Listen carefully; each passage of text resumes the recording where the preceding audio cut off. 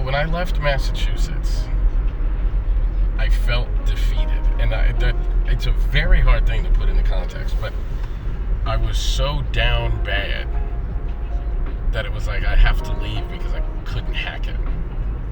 So now to be coming back in the position I am, and I mean that in a couple of levels. Like, I mean, like, now to be coming back, like, I'm alive, like I made it. Like, at that time I wasn't, I mean, it was dark, it was real difficult. So like, I'm coming back, I've lived life, If you've heard my story, you know that in the beginning of my life was a lot of pain and trauma. And I often talk about this really dark time in my life where I almost didn't make it out. And that's what this place represents for me. Now,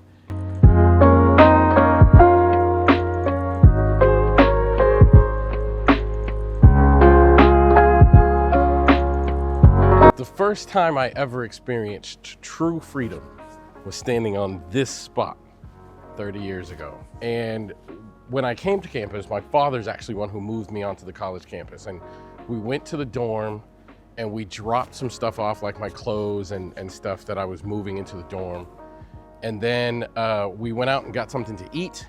And then we went to a store and got some toiletries. And then we came back to the dorm and dropped those stuff off. And then my father drove me up this road here, and he parked his car right here. And this is where I got out, gave him a hug and said goodbye.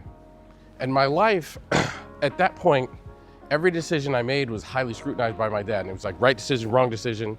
And the consequences for wrong decisions were really, really high. So I remember I hugged my dad and I stood right here and I watched him drive off and go out of the campus. And I remember thinking, standing in this exact spot, I remember thinking, this is the first time in my life where I can go into the student building. This is the student campus center. I could go back to the dorm. I could walk to the athletic facility, which was that way. I could go to the main campus. Like, it was the first time in my life, no matter where I went, there was no wrong decision and there weren't going to be any consequences for making the wrong choice. And it was the first time I ever felt like truly free to make choices. And it was a wonderful feeling. And I think that's part of why I live my life the way I live it now, is like, I want to be free to be the person I am, the person I want to be, the person I want to become. But I remember that was the first time I ever thought, I can go anywhere right now and do anything, and there's no one there to harshly criticize or punish me for whatever choice I was about to make. This is the dorm of the university I first went to all the way back in fall of 1994. This is on the campus of the University of Massachusetts at Dartmouth. Now, this is not the exact dorm. They've torn those dorm buildings down probably long ago and built these. But this building, or this campus, once represented hope for me. I had hope that if I could get out of my home and get here, then the torment would stop. I no longer was living around the person that was my tormentor. But this place went from hope to hell when my father showed me that he could still reach me here through use of a beeper and through use of the phone. He would beat me if I didn't call him back in a short amount of time. He would call the campus police, who would then go search for me. And if that took too long, he would literally drive up to the campus and come and like wait for me at the dorm. It was awful. It was really, really awful. But that's when I realized I can't escape this torture. And once I realized that, that's when thoughts of ending my life got real, real serious. Because I just thought, if I can't end this pain by escaping physically, that's when I learned that like he could emotionally grasp me no matter where I was. And then that's when thoughts of ending my life got real, real serious. And it lasted a while. But this is where it was. I was in such a dark, deep place from this feeling of hopelessness that for the first time in my life, I knew I needed help. So I came to the counseling center, and I didn't know how to schedule a counseling appointment. I thought you just walk in and get counseling. So I walk in right there, like literally that building there. And I walked in and I said, I need counseling. And they said, you have an appointment? I said, no. And they said, we got to schedule an appointment.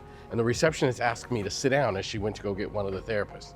So I sat down waiting on one of the therapists to come out.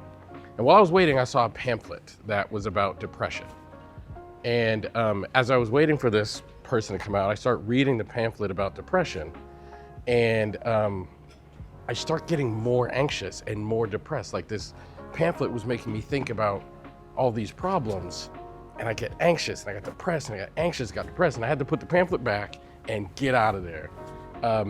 And I remember thinking like, I'm never going back to that, because like just focusing on the problem made the problem worse, like in a visceral sense in real time. So here I am, man, I'm on the practice field where I played football at University of Massachusetts, Dartmouth. That's where we played our games, but this is the practice field. And this was really important to me because this was my distraction from life. I needed this to be able to deal with all the other things going on in life. And as I walk around the campus, there's so many things that have changed, but so many things have stayed the same. Like this same practice field, that's the same game field. Like so many things are different, but so many things are the same. But I walk around and I just think this was a place where I had such a dark history. And even coming here, I didn't know what I was going to experience, but this place had such a dark history and so many difficult experiences. I didn't know how I was going to respond to them. But I actually am walking around with so much pride because it now is a beacon of hope, because I remember what it was like when I was here before, and look how far I've come. Like the journey, it almost feels like the journey is complete. Like I was able to do the things I dreamt about and even beyond way back then at that time. I ended up having to leave here and move to Texas, where I got 2 degrees. And I remember leaving here not knowing what the future held. And now you come back and it's like I'm in the future that I once didn't know would happen. So, you know, people talk about solution-focused brief therapy as an approach that doesn't pay attention to the past, but nothing could be further from the truth, because without the past, you have no arc. Like without the past, you have no way to measure how far you've come. If I didn't remember all of the things that happened here, then I would have a very difficult ability to enjoy and appreciate the things that are happening now. One of the reasons why I'm so deeply appreciative of the journey and where it's taken me is because I still remember where I started. And we do that work with our clients. Like it's insane to think that you wouldn't pay attention to the past, because there is no arc without the past. There is no progress without an acknowledgement of the past. The past is incredibly important. The past matters a tremendously great deal. You cannot ignore it. You cannot negate it. You cannot forget it. The past 100% matters. So if there was one message that I want to leave with people, I would say, keep going. The last time I was on this field, I was 17 years old. And if that Elliot walked onto this field, I would just thank him because he kept going. He did not quit. He almost failed, he almost quit, he almost gave up, he almost died, all of those things. But the world will eventually turn in your favor if you just keep putting one foot in front of the other and keep going. No matter what, I continued to enroll in college. I didn't know where I was going or what I was going to be doing, but eventually I discovered psychology. Eventually I discovered psychotherapy. Eventually I discovered being an author. Eventually I discovered being in front of cameras. Eventually life starts to unfold in different ways.